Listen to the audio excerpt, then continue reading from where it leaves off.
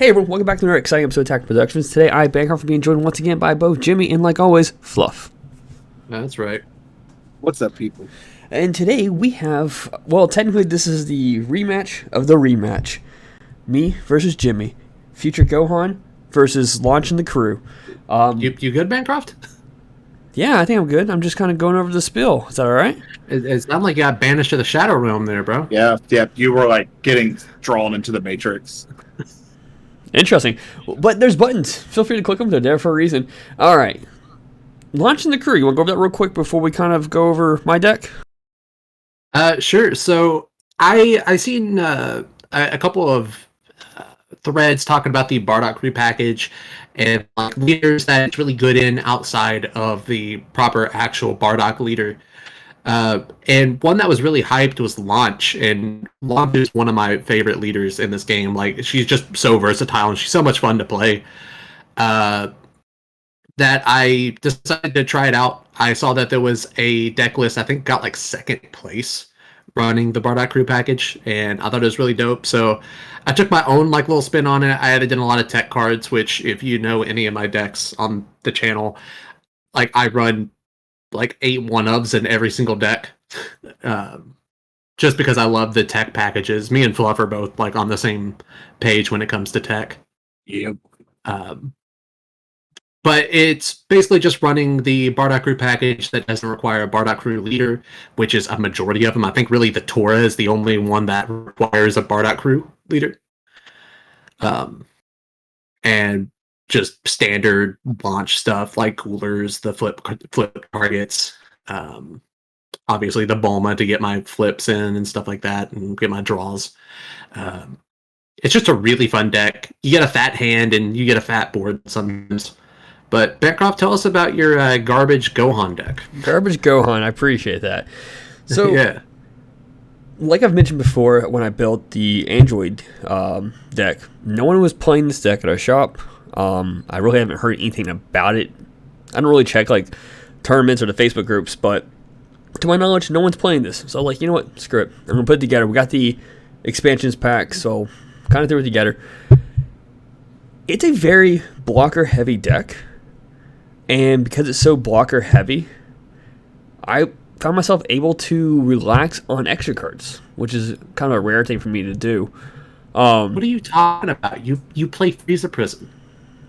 That deck's just one big extra card. That's what I'm saying. Like, normally I like having like a lot of like extra cards for either negate something like that, but like in this deck, I think I have like 9 or 10, which kind of feels weird for me. He says he's light on extra cards, but Bancroft's version of light on extra cards is like double the amount of a typical deck. yeah, of course. So I started out turn 1. Because me and Jimmy have actually had, this is the third time we play this game. In the first match, I really didn't get to showcase the engine for this deck, and Jimmy kind of somehow sleight of hand a super common back into his deck without touching his deck. We don't know how that happened still, but it happened. And in our second I was intoxicated. A little bit, yeah. And in the second round, Jimmy did win, but I forgot to burst through on the leader, and we're like, well, if we're going to have a misplay that early on, might as well just redo it. Which kind of gave me time to sit down with Fluff and kind of go over the deck and figure out things that just didn't work and make adjustments to it. And I found out against Bardock Crew, I gotta negate that first attack, either being the leader, getting all your super draws off, or that Bardock. So I jokingly called the deck garbage, and also that nice deck flip I just did there, or life flip. I did call the deck garbage, but your changes are actually fantastic, and the deck felt a lot better to play against. It felt better to like play. Yeah, like the first time we played this, I was just watching you play a bunch of cards, and it's like, what does that card do? And you're like, legitimately nothing. And pretty much. Now playing it, it's like every card has its place, everything has its reason, and it felt like you were having a much better time playing the deck than the first time. Yeah.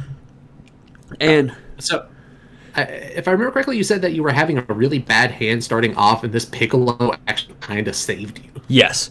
So I jokingly in the first 2 rounds I was like, Jimmy, you want to record a 4th round because like this is not going to work out. And I happened to draw into my one of Piccolo.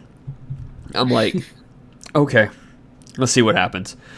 So I played it, and I love this circle so much because I learned, like, after looking at it longer and reading it again, it technically could give me 4 blockers. The Piccolo himself, the Gohan he plays, and then when Gohan activates blocker, he plays the 1-drop Trunks, which immediately, once the Gohan is KO'd, evolves into a 3-drop blocker, which if you awaken off that, then you use the Legion's ability to restand that Trunks to block a second time. I always like equated decks on this Gohan list as being like super flashy but doesn't do much. And after your changes, like it actually like was really dope. Like I was seeing like so many changes and so many like opportunities for you. Where in the time we played this matchup, it just felt like it doing a whole lot of nothing. And here, like, I was familiar with the Gohan that plays out the Trunks. I know I want to keep that Trunks off the field because that's how you start your chain for cheap. So I did have to awkwardly combo out the launch winner promo, which negs a card 5, as well as the Hercule Boo. Because normally I would want to combo the launch first to get my draws and then flip, and then combo the Beerus to get an additional draw on the backside. But that was the only way I was going to be able to do that and, accomplish what I wanted, which the value there was a lot greater than that extra card draw. Yeah, and then you got rid of my 1-drop Trunks very quickly. Yeah. Which, it happens. That's why I play Dyspo now. It allows me to recover that play. Yeah, Dyspo's just such a good card. It's so overlooked. Yeah, and once again, kudos to you for that. You're the one who's just the Dyspo in the deck. Yeah, like I the only reason I really thought about it is because of launch and how fantastic it is in launch for recurring your flip targets, and even in the Bardock crew list, if your opponent wipes your field, then being able to play out a 1-drop Bardock crew using that is just fantastic. But I did find that it was a little clunky in this list because I tend to always have a battle card in play. In any list that kind of requires a 1-drop to get going, it feels always worth that little bit of consideration. Can I fit this here? Mm-hmm. I think it really comes down to if your opponent's going to be wiping your field a lot, like Dyspo becomes significantly more valuable. But if your opponent's not focused on your field, Dyspo is basically just a 5k combo at that point. Especially in my list, since I'm not playing any green energy, I'm not playing him out. He's literally just there for combo. Which I do run him at a 1-of in my launch list. So I would like to comment on this Fascia here. This Fascia is just ridiculous. So she reduces by 1 if you have a Bardock crew in the drop area, which the 5 Bardock already sets that up to begin with. And then you can activate main just to restand a Bardock crew. It doesn't matter what it is, just Bardock crew. And the 5-drop Bardock, his auto is not once per turn. So you get to double up on his auto, which just allows so much pressure and so much free value off of playing the 1-drops out from him. And I feel like that was an interaction that was intended for the Theme Booster 3 Bardock, the blue, that when it restands, your opponent discards.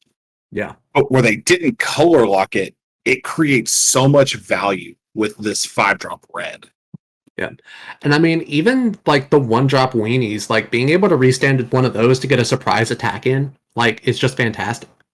Like it's just so much value for 2 energy, and plus being a crit body, your opponent's crit is a skill that I don't think we've really talked about a lot on this channel, but crit is such a good skill. Like crit, I value crit more than double strike in a lot of situations, and that's just me personally. But so many decks rely on their life to get value off of that because they might not have very good draw power off their leader or their cards. So their life becomes a valuable resource. And when you deny that resource, it's just fantastic. I think of crit a lot like you and I have talked about offering. And crit is one of those things, like if you opt to take this image, you don't get resource. So are you going to waste the resources out of hand to preserve that resource coming later? You know, you don't know what you're going to lose versus what you can lose. And oftentimes, depending on what people will do in response to a crit swing, provides you some information. Like if they willy nilly combo out cards with their hand to get out of a crit, you realize that the quality of cards in their hand is not as good as what could be in their life. Whereas if they're really comfortable with the current state of their hand. I think if you've made it to this part of the video, to make a full video discussing the nuances of keyword skills, please let us know, because I feel like that could be a very good video. Yeah, absolutely. It's actually something we've talked about in the past, just never really got a chance to do. Yeah. Like body language, whether you believe it or not, even the most stone-faced people will show bits of body language when you turn a card side, and you can gain so much information off of your opponent like that. And it's something that people talk about, but I don't think it's talked about enough. Definitely not. So, not in a practical sense. Of course. About this Trunks and why I dislike it. I don't think you dislike it yet, but it's a barrier, which really slows you down on some plays.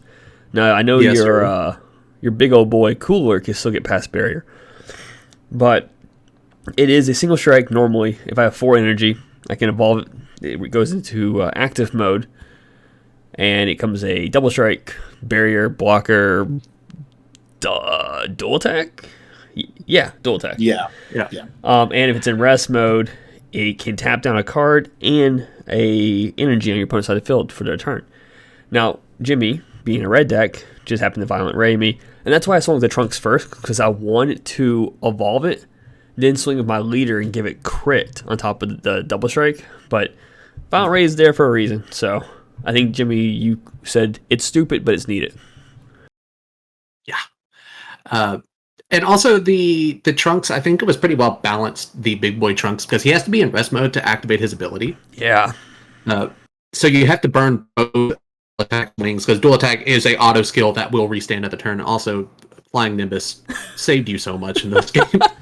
Like, it got you out of so many attacks. But I've played against this deck 3 times now, and I still don't understand how many times you get to block with that Trunks. So typically, because twice. Every single time I played with you, like I think the first time you blocked once with it, and you're like, yeah, that's about it. And then like the next game, you blocked like 6 times with it, and I was like, what is going on? What is this game? So yeah, in our second game we played, I was playing the Goku in the deck, where if you activate battle, you play the Goku, but it only works, if I'm correct, if you have a 3 or less Trunks on board, if I'm correct. And it restands that Trunks, and the Trunks already could get restood from the leader's auto. But I substitute the Goku's out for Zarbon, which, as long as I combo it to my opponent's step, I just restand a battle card. And having a battle card that has blocker and restanding that is amazing. And I think it's the next turn where I actually go deep into my combos just to dig for something like that, because if I can't pull that, you have the game. You'll see me like I'm just burning these super combos and hoping to do something, you know? Yeah, you had like the most protagonist of draws in one of these turns. I don't remember which turn it was, but I was sitting just off camera watching this game as it happened, and it's like you super combo and you get a super combo, or you get a Zarbon or something. It is like the most like heart of the cards thing I think I've ever seen at a table, because it wasn't just one card that you needed to stay alive for that particular turn. It was like 3 or 4, and you managed to find all of them. I remember, I think it was the first game we played when we were at the shop during the shop tournament. I asked you how many more blocks do you have with him, and you said 1 right now. 1 to your knowledge, like, yeah. And you're like, yeah, it was 1 to your knowledge, and I'm like, what does that mean? what does that mean in the grand scheme of things? There are factors, notwithstanding, that are not common knowledge areas that will influence this game one way or the other. So here I'm just adding a little extra pressure to you, because I can now. which is pretty nice. And because the leader had crit, you had to use extra resources to not get hit by it. You negged it out.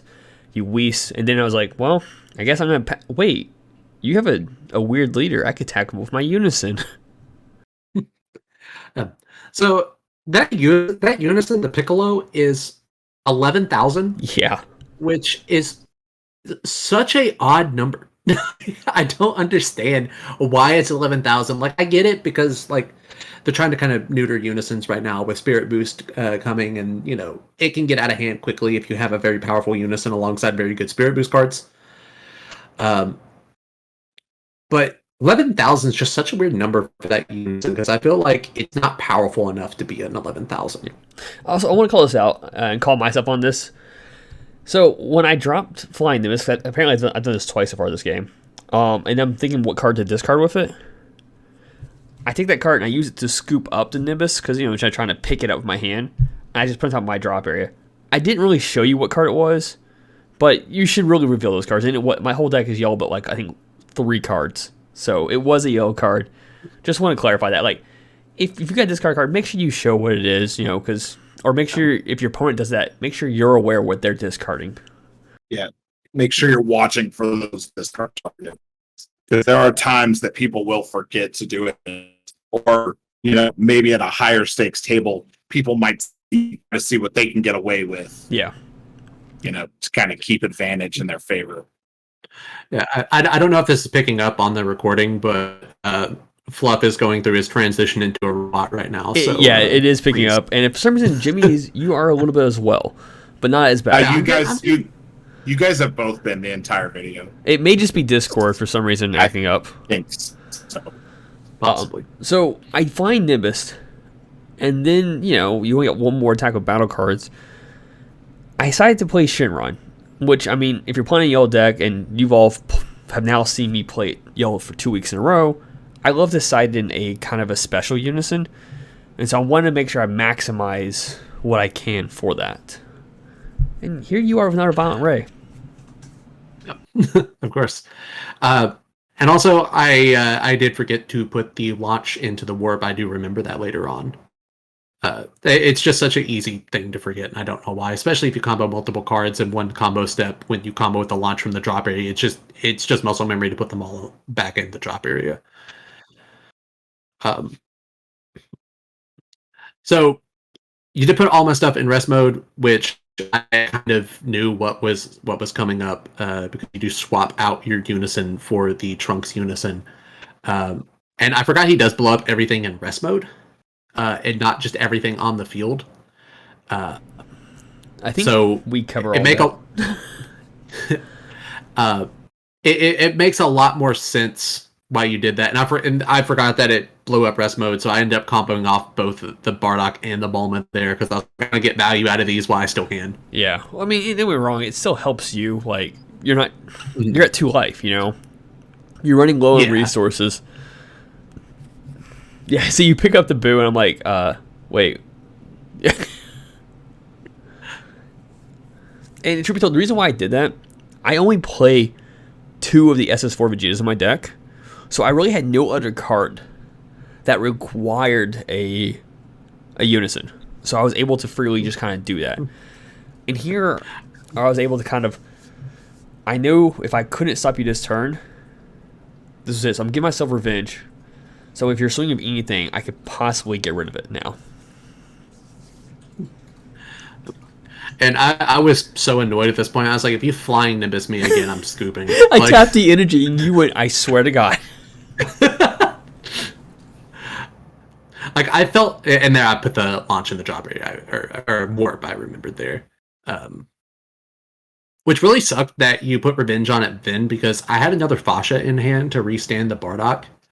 And I pretty much would have got my Bardock crew set up back on field to get 15k on all of them for the Bond 3. So it really sucked losing that Bardock like that. Wait, am I blocking your leader? What's going on here? Oh, you had to clear your autos first. Yeah, that's right. So yeah. I blocked your leader with Shinron because I don't know if you play... I can't remember if you play Champa or the Hidden Kai. I didn't want to risk a double strike coming at me, and I didn't want to risk a block or revenge on your leader. It's a Jimmy deck. I think it has to have at least one in there. I don't know if it does, actually. I actually forgot to put it in this list, and every single time I turned a card sideways, I was like, I wish I had a Champa in hand. Because there was so many times in this game where I was expecting a blocker, and you were like, I'm actually just not going to block. And it's like, if I had a Champa right now, it'd be fantastic. Because at least it would remove a few cards out of your hand. Yeah.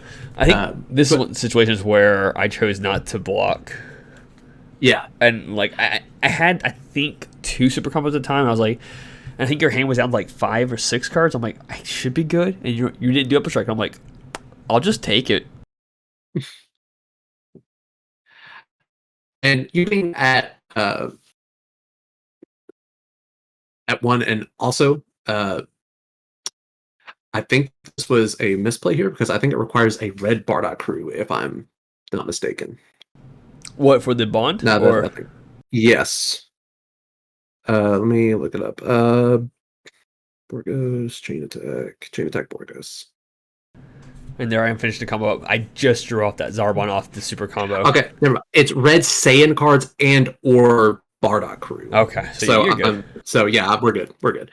I just remembered. I was like, I know I had that Fascia on there, and it's a Bardock crew, but I think it requires a red Bardock crew. But no, we're good. Yep.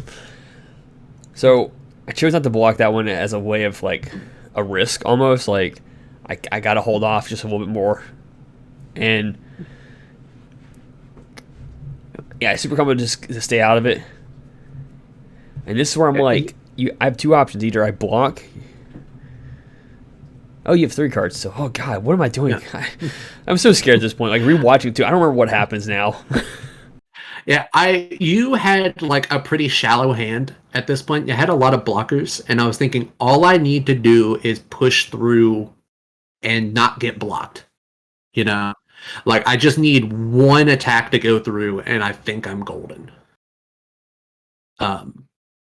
So I was just trying to bait stuff out of your hand. You kept comboing out instead of blocking. I was like, I'm down to 2 attacks right now because I can use the activate on Fascia to restand the other Fascia, which she got a 2 5k buffs, and then the gate come out, and I was like, yeah, like I can't kill this turn because you're just gonna turn Trunk sideways and kill out. And it still has revenge. You didn't combo, but I activated the activate battle on the card to keep Trunks alive for the battle. Mm-hmm. And like I remember now, like the 2 life, so that second to last life was a super combo, and I think my 3rd life was also a super combo, and that's why I had so much at the end. And here I just kind of trying to clean up your board as much as possible. And as soon as I swung, I was like, what am I doing? If he has a Beerus, I was setting at 2 cards in hand, one being a Beerus, one being a Violent Rays.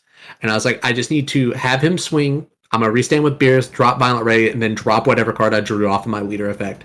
And Fluff was setting, like, off camera. Bancroft turns his leader sideways, and Fluff goes, Bancroft, what are you doing? Like, yeah, I really thought he just cost himself the game. Because, Jimmy's on 2 life. He doesn't really have anything to throw off of the Violent Ray, and Bancroft swung with the lead. So if Bancroft had dealt 1 damage to Jimmy, it's hard telling what Jimmy gets into his hand out of his life. And I was like, why didn't you swing with the double strike first? Like, he's only got 2 life, just kill him. So and I thought about it a lot, and I think the thought process was I forgot about the Shinshirun's 4 energy effect in that moment, which would give him double strike, dual attack. And then I thought about, like, I don't have a lot in my hand. If Jimmy has, like, a super combo... Also, that Shigesh is not the draw one. I did put the card back. Yeah. It really didn't matter. But I was like... It's just a striker. If Jimmy has, like, a super combo and he draws more cards and beats me, I'm over. And I completely forget that Jimmy plays Beerus. There's no... but your Balma leader would draw. Like you had ways of drawing. And I was like, I can't... I don't know what I'm doing. I might as well just swing with the leader and just be safe and... try to bait something out, and it's like, if you have a negate, I swear I probably just lost the whole game. But conveniently enough, I was able to hold off. I think you were down to, like, you had 1 card in hand or no cards in hand, and then you drew, you played, and you kind of like, I have 5 cards left. Yeah. I was just, once you cleared my board with the secret identity, it was basically just like, I can't do anything. Like, you're able to block multiple attacks, and then you still have a hand to go out of what I have left. Yeah. I was really banking on you not clearing the field and making that mistake of swinging with the leader first so I could Violent Ray and protect myself, and then just swing out and just hope I can get at least one attack through. But didn't work out. Yep. And with that being said, thank you all for tuning in. Buttons everywhere, even on the screen while Fluff does the outro. Hey guys, thanks again for watching. Let us know if there's anything that you want to see. Do all the YouTube stuff, like, comment, subscribe. It helps us out a lot. We love you. As always, read your cards and know your plays. Let's make the mistakes so that you don't have to, and fluff out.